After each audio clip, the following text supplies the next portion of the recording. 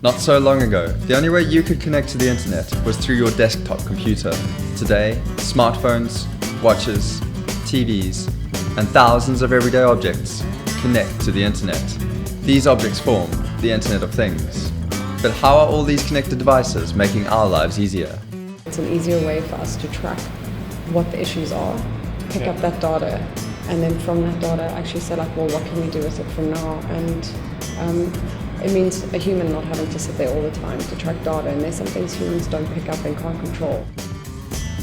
Today, there are nearly 5 billion connected devices around the world. But what kind of impact are they having? Here's how one South African company is using the data those devices generate. We are on the cusp of this. It's very early days, and I think what we are doing, for instance, will be able to leverage all that data and actually give informative information out back to the users.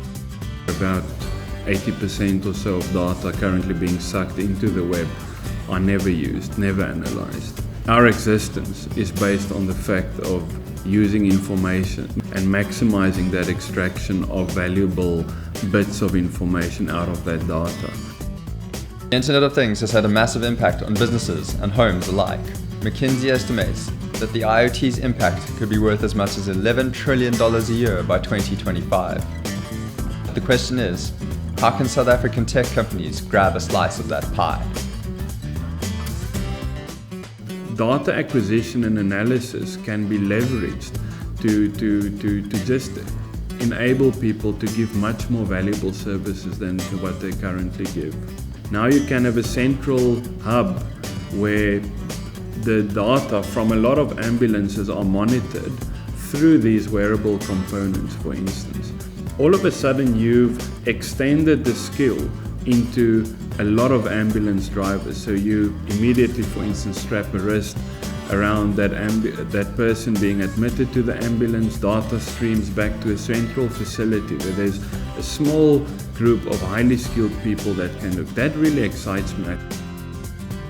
Some of the guys are essentially creating like the Iron Man house where everything's automated and their curtains open when the sun's up and close when the sun's down, so it picks up the different light without them having to do it. The Internet of Things is already big, but it's only going to get bigger.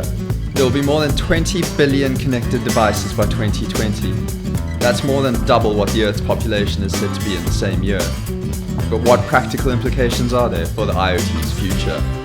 You can look at it in terms of other ways of saving people's lives, like if they're in trouble, like calling out to other people to say I'm being attacked, but doing it in a quieter way instead of like screaming or blowing a whistle, that you could push a device that sends messages to people around you saying like this person's in trouble, and can also pick up your exact location. That's not out there as far as I know, but that's just an example.